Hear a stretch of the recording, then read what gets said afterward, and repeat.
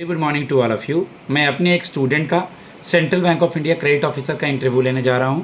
आप लोग mock interview सुने, इससे बेनिफिट उठाएं। ये मॉक वर्चुअली यानी कि ऑनलाइन मोड में है। ओके।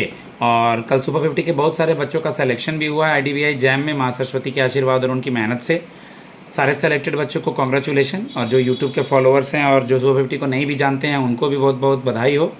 बाकी सेंट्रल बैंक ऑफ इंडिया और PNB के लिए मुझे मैसेज कर सकते हैं 7503235358।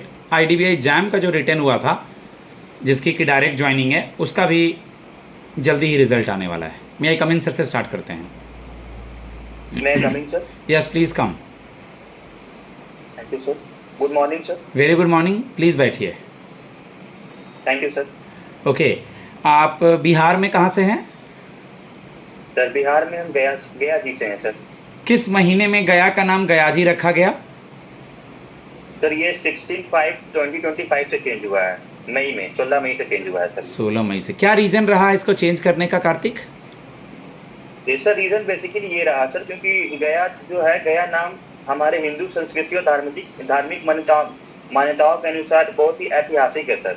गया नाम अधूरा है। गया का पूरा नाम सर गया जी ही था, क्योंकि वैदिक काल में सर यहाँ पे एक गया सुर नाम के एक असुर थे जिनको भगवान ब्रह्मा से आशीर्वाद प्राप्त था कि उनके दर्शन मात्र से लोग को मुक्ति मिल जाएगी। इसलिए सर कुछ ज्यादा ही लोगों की मृत्यु होने लगी थी, तो इस दरमियान भगवान विष्णु का अवतार हुआ था, तो वो उन्हें अपने पैर के नीचे दबा दिए थे, इसलिए उस जगह को विष्णुपद कहते हैं। और इसलिए यहाँ पे एक ये भी है, उनको आशीर्वाद प्राप्त है कि गया जी में जो भी पिंडदान करती है उनके आत्मा को शांति मिलती है। उन्हीं के मान सम्मान में सर गया का नाम गया जी बदल के रख दिया गया।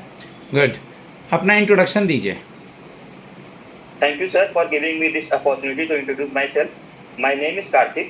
I live in Gaya, Bihar, and I have done my schooling till class 10 from Nagadh Academy, Gaya, and my graduation and intermediate in commerce from Magadh University, Bodh Gaya. And sir, I live in a nuclear family. In my family, there are my father and mother, and my father is a retired railway employee, and my mother is a homemaker. And I have 3 siblings. All my sisters are married. And sir, my hobby is to travel religious places and somewhat cooking also, sir. And from last couple of years, I am preparing for banking exams, and I am very happy to be a part of the Central Bank of India Credit Officer interview round, and very hopeful for this job, sir. ठीक है कार्तिक, आप मुझे ये बताएं कि central bank of India में credit officer का जो ये प्रोफाइल है इस बार ये लोग हायर कर रहे हैं, सबसे पहले PGDVF जो ट्रेनिंग होगी उसमें आपको क्या सीखने को मिलेगा? सर सबसे पहले PGDVF एक मेरे लिए बहुत ही अच्छी अपॉर्चुनिटी है, क्योंकि मैं एक सिंपल ग्रेजुएशन करके आया हूँ। तो मेरे लिए अपने PGDVF post graduate diploma in banking and finance, PGDVF। Okay sir. Sir post graduation diploma in banking and finance में बेसिकली मेरे को जो बैंकिंग रिलेटेड टर्मिनोलॉजीज है, फाइनेंस है, उसके बारे में पढ़ाया जाएगा, जिससे मेरी प्रोफेशनल स्किल्स को ग्रूमिंग किया जाएगा और मुझको एक बैंक लेवल के ऑफिसर के पॉइंट ऑफ व्यू से ट्रेनिंग दिया जाएगा, ताकि मैं बैंक के उस पोजीशन पे जो भी रोल्स मुझे असाइन की जाएंगे मुझको उसमें जॉब करने में परेशानी नहीं हो। और सर मुझके इस ट्रेनिंग के दरमियान बहुत सारे सर्टिफिकेशंस मिलेंगे जो मेरे जॉब में काफ़ी यूजफुल होगी सर। थोड़ा स्लो बोलना है। क्रेडिट ऑफिसर का क्या प्रोफाइल होगा सेंट्रल बैंक ऑफ इंडिया में कार्तिक? सर क्रेडिट ऑफिसर का बेसिकली प्रोफाइल है सर, जैसे जो कस्टमर्स लोन लेने आते हैं तो हमें उनके क्रेडिट वर्दीनेस को चेक करना होता है कि वो उस क्रेडिट मतलब कि वो एलिजिबल है कि नहीं लोन लेने के लिए। उनका सिविल स्कोर चेक करना होगा, उनका जो लोकेलिटी में रेपुटेशन है वो चेक करना होगा। उसके बाद सर कभी कभी बैंक में लोन NPA हो जाती है तो मुझे रिकवरी करने के लिए भी जाना होगा। इनफैक्ट सर लोन रिलेटेड जो भी इश्यूज हो गई, apart from that sir banking operations हो गए, वो भी मेरे को करना होगा। Good, very good. आपने अपना ग्रेजुएशन जो रेगुलर कॉलेज से किया है या कॉरेस्पॉन्डेंस से? नहीं सर, रेगुलर से किया है सर। क्या नाम है कॉलेज का? तो गया कॉलेज गया सर। गया कॉलेज गया से। कॉमर्स के बारे में कुछ नॉलेज होगा आपको? कब आपका ग्रेजुएशन कंप्लीट हुआ? सर मेरा ग्रेजुएशन 2019 में हुआ है सर, दिसंबर में। 2019 में हुआ। BCom में लास्ट ईयर में क्या क्या सब्जेक्ट्स था, याद है? लास्ट ईयर में तो 1-2 सब्जेक्ट्स का नाम। सर जैसे इकोनॉमिक्स था, प्रिंसिपल ऑफ अकाउंट्स था, टैक्सेशन था, फिर GS आ गया था सर उसमें, पेपर 1 पेपर 2 करके। असेसमेंट ईयर किसे कहते हैं? Assessment year sir assessment year is basically the year which comes after the financial year. इस ईयर में सर क्या होता है कि जो भी हमने इनकम फाइनेंशियल ईयर में अर्न किया है उसकी रिपोर्टिंग होती है और उसके इनकम पे टैक्स पे करते हैं असेसमेंट ईयर से। वो बेसिकली 31 मार्च के बाद आता है। जैसे मान लीजिए एग्जांपल देते हैं, फाइनेंशियल ईयर 1 अप्रैल 2024 से लेके 31 मार्च 2025 तक फाइनेंशियल ईयर रहा, तो इसके बाद असेसमेंट ईयर आएगा 1 अप्रैल 2025 से लेके 31 मार्च 2026 तक। Okay, very good. Yes sir. GST नाम रखा गया, गुड्स एंड सर्विस टैक्स लाया गया, क्या मोटिव था इसका, मेन मोटिव? सर बेसिकली ये जीएसटी एक तरह का इनडायरेक्ट टैक्स है सर। ये 1 जुलाई 2017 से लागू हुआ था। इसका बेसिकली मोटिव ये था कि जो इनडायरेक्ट टैक्स है जैसे वैट वगैरह थे, उसके जगह पे इसको लाया गया था ताकि मतलब स्टेट और सेंट्रल में किसी तरह का कॉन्ट्रडिक्शन नहीं हो। और ये मतलब सर हर मतलब 3 तरह का जीएसटी होता है, एसजीएसटी होता है, सीजीएसटी होता है, आईजीएसटी होता है। तो इसके लिए ये बेसिकली लाया गया था। टैक्स प्लानिंग और टैक्स एवेजन वर्ड सुना है? सॉरी सर, सुना है बट अभी रिकॉल नहीं कर पा रहा। टैक्स प्लानिंग मतलब सरकार के दायरे में रहते हुए एलआईसी की पॉलिसी वगैरह खरीद करके उसके दायरे में रहते हुए प्रॉपर रूल्स रेगुलेशन से टैक्स बचाना, और टैक्स एवेजन मतलब कर की चोरी। पीएमएलए सुने हैं, prevention of money laundering act, ये बैंकिंग कॉमर्स हर जगह है। यस सर, सुने। क्या होता है? सर बेसिकली ये एक्ट है सर। इसमें क्या होता है कि इसमें मतलब जो ब्लैक मनी जैसे किसी व्यक्ति के पास है तो उनको कॉन्फिस्केट करने के लिए ये एक्ट लाया गया था, जिसके थ्रू मतलब जैसे जो ब्लैक मनी को व्हाइट मनी कन्वर्ट करते हैं उसके लिए ये एक्ट है, ताकि उन पे मतलब एक नज़र रखा जा सके, इसलिए ये एक्ट लाया गया था। Good, very good. Trial balance पहले बनाते हैं, प्रॉफिट एंड लॉस अकाउंट बनाते हैं, बैलेंस शीट बनाते हैं, कैसे बनाते हैं, क्या सीक्वेंस है? तो सबसे पहले जर्नल एंट्री बनती है सर। हाँ, जर्नल के बाद ट्रायल बनता है। जनरल के बाद ट्रायल बनेगा या लेजर बनेगा?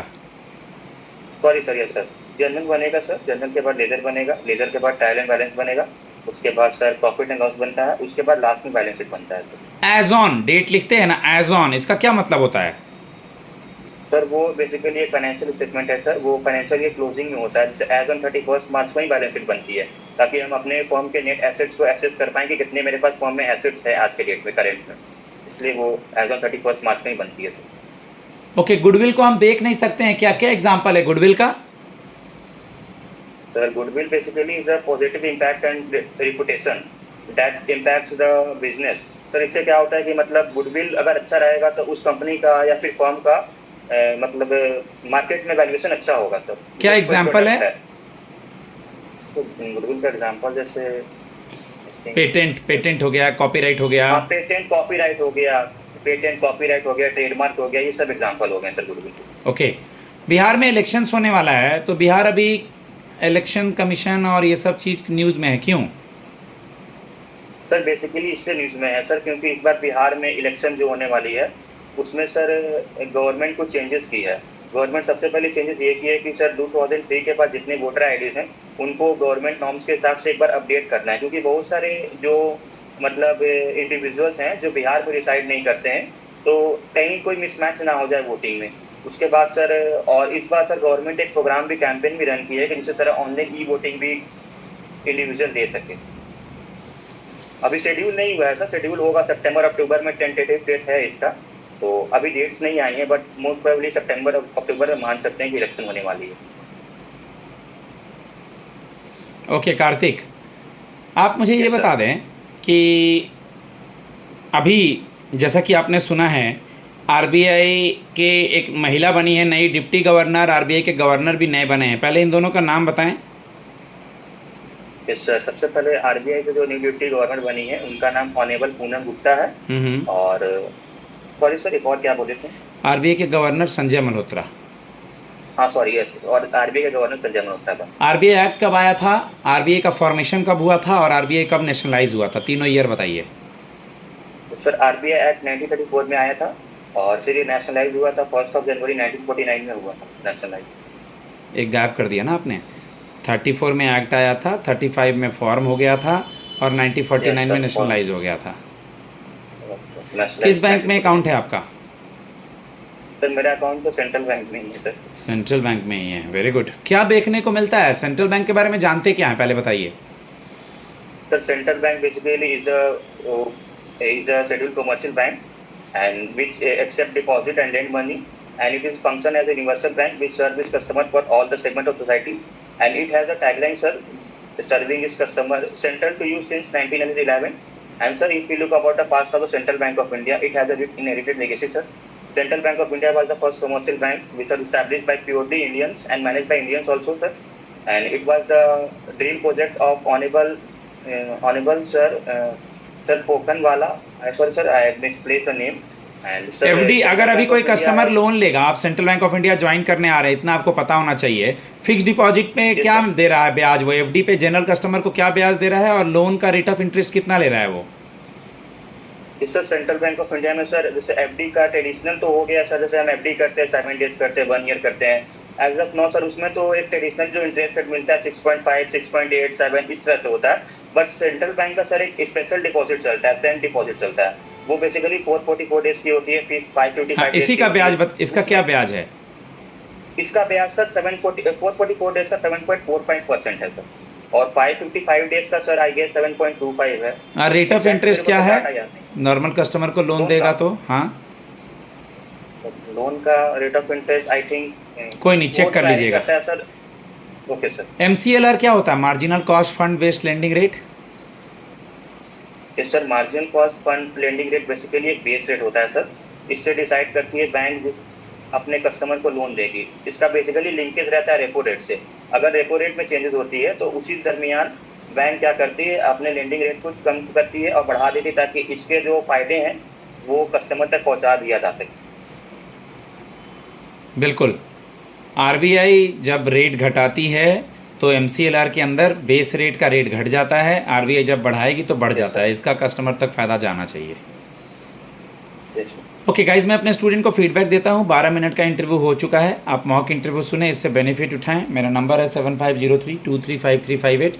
अभी जो इंटरव्यू चल रहे हैं वो central bank of India credit officer और PNB credit officer plus add on specialist officers के चल रहे हैं। धन्यवाद। जय मां सरस्वती।